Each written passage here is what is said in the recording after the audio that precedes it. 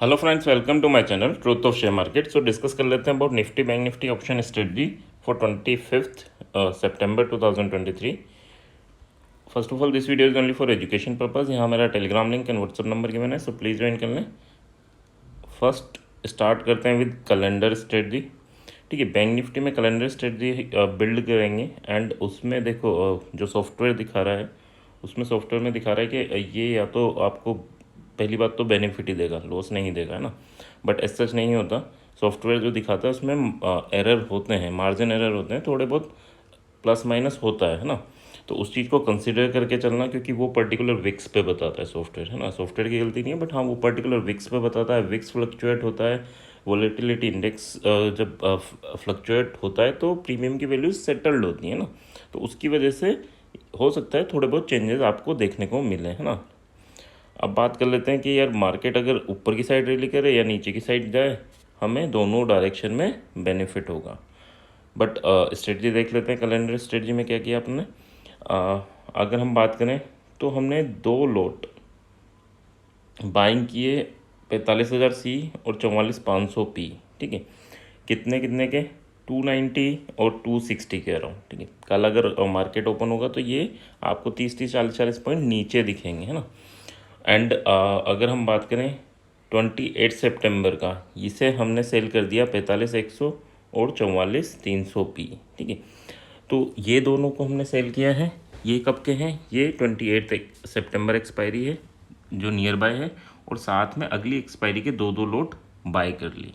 ठीक है, तो यहाँ जो प्रॉफिट विनिंग रेशो दिखा रहा है 99%। मार्जिन देख लो, मार्जिन कितना रिक्वायर्ड है इस पूरी स्ट्रेटजी के लिए, 26,700। यानी अलग अलग ब्रोकर में कितना लगेगा, अराउंड 30 के टू 35 के, है ना।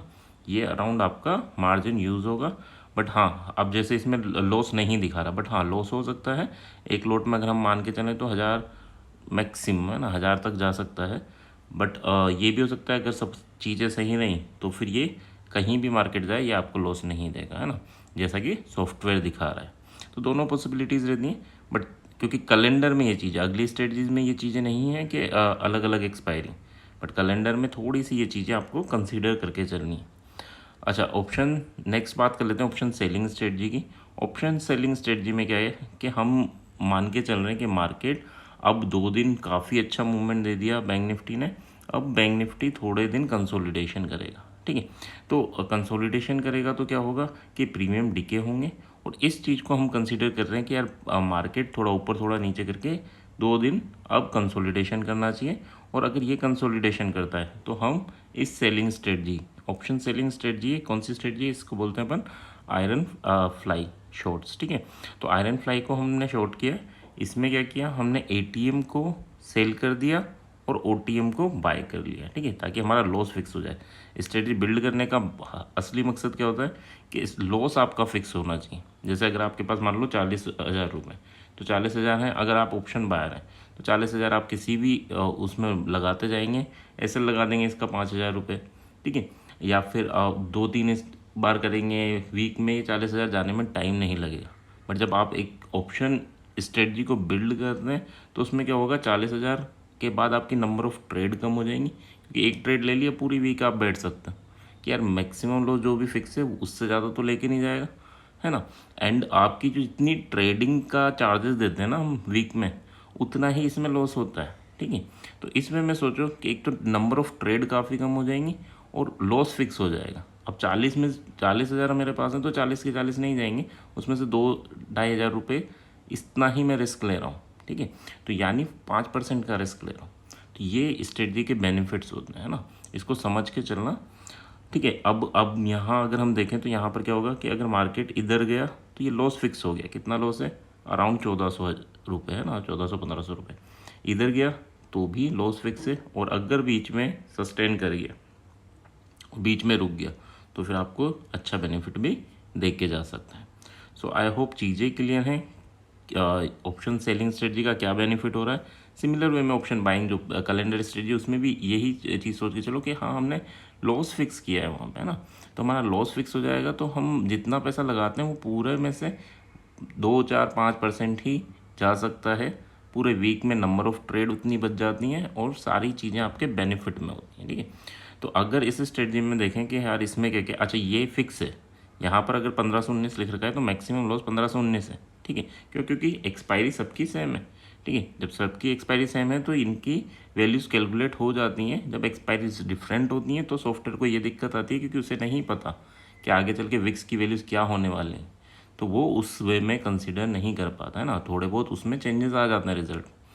यहाँ बात कर लें, यहाँ पर आपका लॉस फिक्स है 1500 रुपये और बेनिफिट भी फिक्स है 4500 रुपये, ठीक है। यानी 1:3 के अराउंड आपका रिस्क टू रिवॉर्ड है। अगर देखें तो मार्केट इसके लिए क्या कहाँ रुकना चाहिए, यानी 700 पे, तो या तो 400 से 45,000 यानी 600 पॉइंट की रेंज भी है आपके पास, इसके बीच में रुकना चाहिए तो आपको लॉस नहीं होगा, है ना। इसके ऊपर जाएगा 45,000 के या 44,400 के नीचे जाएगा तो ही हमें लॉस हो सकता है, अदरवाइज़ नहीं होगा, ठीक है।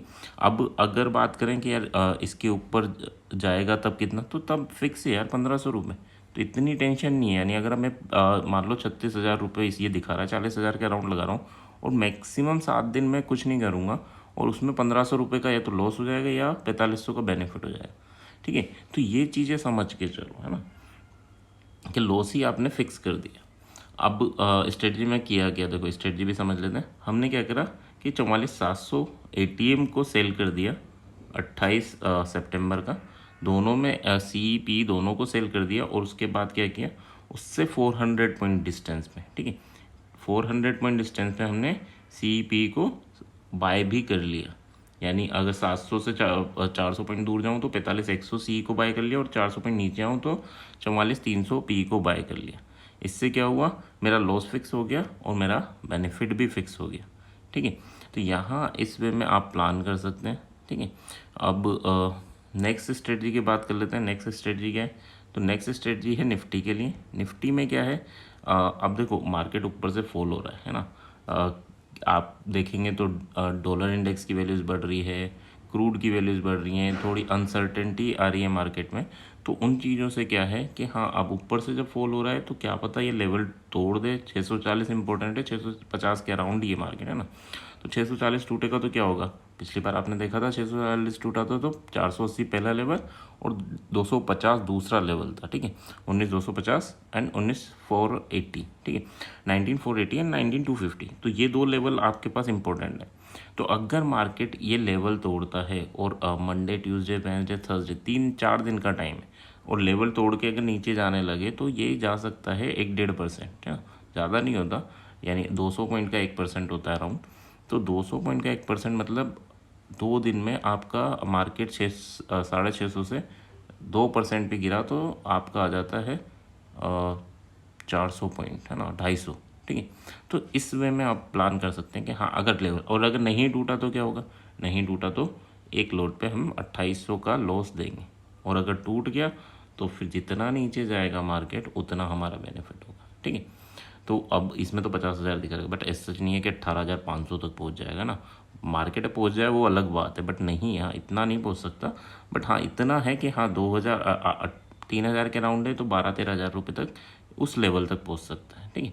यानी अगर ये 250 तक पहुंचा तो ये हमें 15,000 रुपये दे के जाएगा, ठीक है। तो इस वे में प्लान कर सकते हैं। अच्छा इनमें क्या ये लॉस मैक्स इससे ज़्यादा हो सकता है, नहीं हो सकता, क्योंकि दोनों की एक्सपायरी, चाहे फ्यूचर हो चाहे ऑप्शन हो, दोनों की एक्सपायरी सेम है, तो वहाँ पर सेटलमेंट हो जाती है चीज़, है ना, जो स्पॉट प्राइस है उसी पे आपकी वैल्यूज़ बंद होंगी। तो इसमें किया क्या है, हमने फ्यूचर को सेल कर दिया और एक कॉल को बाय कर लिया ताकि मार्केट ऊपर जाए। तो ये कॉल जो बाय करा है वो भी एज ए फ्यूचर थोड़े देर बाद, यानी कुछ पॉइंट्स के बाद ये भी एज ए फ्यूचर वर्क करे तो मेरा लॉस फिक्स हो जाए, ठीक है। और अगर मार्केट नीचे गिरने पे आए तो ये तो ज़ीरो हो जाए, जो मैंने बाय किया है कोई दिक्कत नहीं, लेकिन फ्यूचर जब गिरेगा तो वो मुझे डबल बेनिफिट देगा, ठीक है।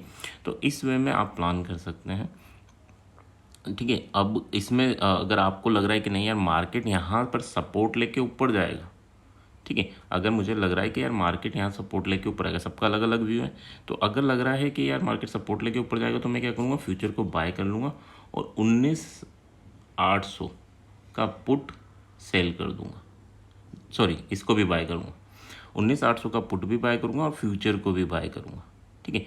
क्योंकि मैंने फ्यूचर बाय किया, मतलब मेरा व्यू ऊपर जाने का है, बट गलती से नीचे जाने लगा तो क्या करेगा, ये पी जो मैं बाय कर रहा हूँ वो उसको संभाल लेगा। तो उस कंडीशन में क्या होगा, आपका वन सेकेंड 2500 रुपये तक का लॉस होगा।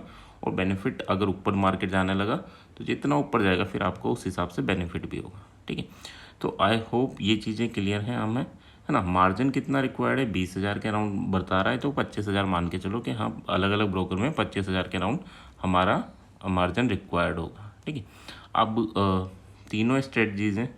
अभी अगर हम बात करें कि यार कल के लिए कौन सी बेस्ट है 25 तारीख के लिए, तो जो डेटा है उस हिसाब से मैं ऑप्शन सेलिंग, ठीक है, जो फर्स्ट सेकंड स्ट्रेटजी है उसको कंसिडर ज़्यादा करूँगा। एंड ये नहीं कैलेंडर को मैं छोड़ दूंगा, कैलेंडर को फिर मैं देखूंगा कि हाँ यार शाम तक मार्केट किस वे में मूवमेंट होता है। और अगर मार्केट अगर मूवमेंट नहीं देता, ठीक है, और पर्टिकुलर ये चीज़ें डिके हो जाती हैं, तो फिर मैं शाम को कैलेंडर की साइड सोच सकता हूँ। ठीक है, तो इसमें मैं प्लान कर सकते हैं। एंड क्या मैं कैलेंडर सुबह बना सकते हैं, जिसको यानी ये आपकी डिसीजन है, आपका पैसा है, तो आप किस वे में सोचते हैं उस हिसाब से तीनों स्ट्रेटजी हैं। एक आपकी है कि बियरिश अगर हो और बुलिश हो तो आप निफ्टी में ये चीज़ें जो बता रहे हैं उन्हें ट्राई कर सकते हैं पेपर में। एंड अगर आप सेलिंग उतना 30,000 40,000 है और आप सेलिंग करना चाहें, आपको लगता है साइड वे रहेगा, साइड वे का मतलब ही नहीं बिल्कुल साइड वे, साइड वे का मतलब है 200 पॉइंट ऊपर 200 पॉइंट नीचे, है ना, ये चीज़ें होती रहें तो कोई दिक्कत नहीं। तो अगर आपको ऐसा व्यू है तो फिर आप सेलिंग स्ट्रेटजी पे जा सकते हैं। और अगर आपको लगता है कि नहीं यार मार्केट में मूवमेंट तो होगा, चाहे आज नहीं हो कल नहीं हो, लेकिन परसों यानी एक्सपायरी से पहले अच्छा मूवमेंट तो होगा, 1-1.5% का मूवमेंट होगा, तो फिर आप कैलेंडर स्ट्रेटजी बिल्ड कर सकते हैं। तो इस वे में क्या आपका थिंकिंग प्रोसेस है उसके हिसाब से आप स्ट्रेटजी बिल्ड कर सकते हैं। आई होप चीज़ें क्लियर होंगी, आई होप डाउट्स क्लियर होंगे। अगर क्लियर हैं तो प्लीज़ लाइक एंड कमेंट। ठीक है, सो थैंक यू।